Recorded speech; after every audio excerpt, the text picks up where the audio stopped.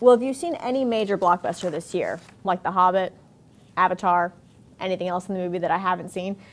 You probably were wearing these 3D glasses, but did you know that those images that you see flying off the screen are made possible thanks to physics? Well, if you did, you're smarter than I am. It turns out the subject I hated the most in school is responsible for some pretty everyday practical applications that I never even thought of. I'm Monica Rogers, and today we're going inside Lee College's physics classroom to learn more about some of the practical applications for this subject and how these skills can make you workforce ready. Our first stop, Gray Science Building. Our teacher, physics and pre-engineering instructor Evan Richards. I know it had been a long time since I was in a physics classroom, but this was definitely not what I remembered. It turns out, Evan isn't a fan of droning lectures and prefers interaction by grouping the students into teams. He stuck me in one of them. Thank you guys for letting me sit with you. My teammates came from different tracks: kinesiology, science, business, and architecture. But they all enjoy this style of learning. So do you think working in groups makes it easier to learn a difficult subject? It does help to be in a group every day and learning with that group because they can help you. And so it's like we have a good way to check each other and just like help understand concepts. One of us gets it. Yeah. As class winds up, Evan shares how physics affects just about everything in our lives, even how we see things. So that brings us to polarization. Today's lesson is all about lenses, or more specifically, how light passes through them. Things started out a little blurry for me. I don't really see any change. But eventually, things came into focus. That is pretty neat, actually.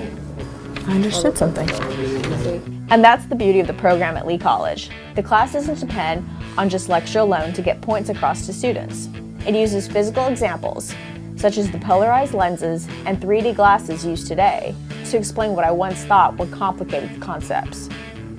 After class, we sat down with Evan to find out what makes this style of learning so special and if it actually engages students. Okay, so one of the things that I remember from when I was in high school and I was taking physics junior year was we sat in a lecture hall. We had square desks, so it wasn't a very hands-on impact and it was really, really hard. So how does hands-on learning impact the way students learn? How does it impact the end product? As you mentioned, this classroom is very different. There are no desks in here. We sit at round tables. Bulk of the class time is focused on students working on hands-on activities. And as it turns out, that's how you learn. I'll have discussions and we'll touch on things, bring the class together, but after that, I cut the class loose and let them work on various activities where they get to discover the science as opposed to me just giving it to you. It's an 8 a.m. class, and people were excited to be here. We had a biology major, a kinesiology major, a business major, and one pre-engineering major. And so it's interesting that physics can apply to so many different levels, and I was just wondering, how does it apply to these different areas? And one of the things that some would argue could be the most powerful aspect of it is this idea of problem solving. Because no matter what area you go into, you will be doing some aspect of problem solving, no matter what field you're in. Well, it turns out physics is one of the best areas to develop those skills, hone those skills. If you have those skills, you'll make yourself incredibly marketable and highly valuable to any company that hires you. After talking to Evan, I could definitely see the practical applications of physics in the workforce, and it was time to step out of the classroom. So, even after talking to Evan, and some of the students in his class, I couldn't help but wonder, where could I see a practical application for physics in my everyday life? Well, I found my answer, here, at Pirates Bay Water Park.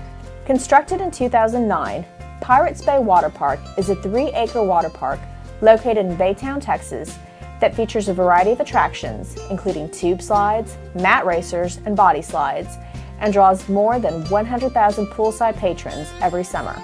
Mike Flynn oversees the operation of the park and gave us the lowdown on all things Pirates. Definitely, we put smiles on people's faces. So that's the best job in the world. So what does Pirates Bay have to do with physics? Quite a bit, actually.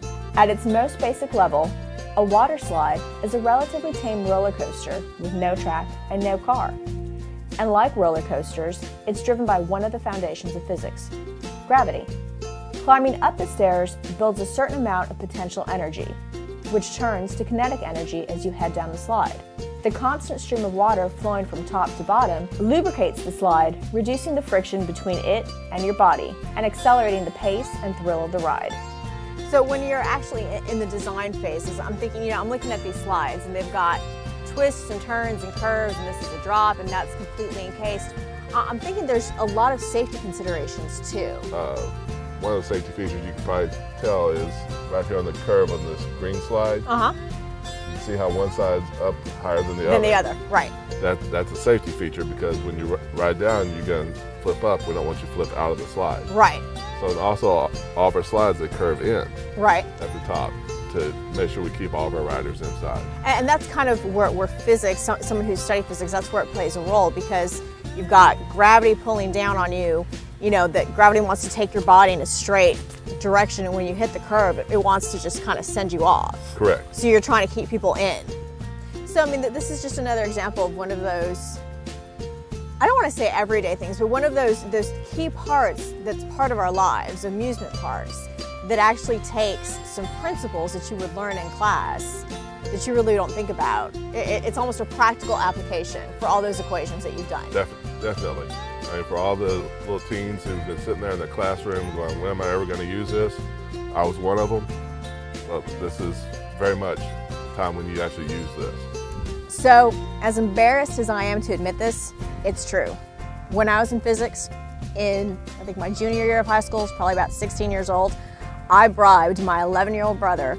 I gave him $50 to complete my homework. He went on to have a successful career as an engineer with a starting salary that was astronomical, probably more than I will ever make in my life, and I well didn't. Hindsight being 20/20, I kind of wish I would have paid more attention in physics class, because it turns out not only is physics fun, but it can lead to a lot of interesting careers, especially one where you can ride water slides 100 times a day. I'm Monica Rogers, and that wraps it up for this segment. If you have any questions about this or any other program we offer at Lee College, be sure to visit our website at www.lee.edu and tune into our YouTube channel for more episodes.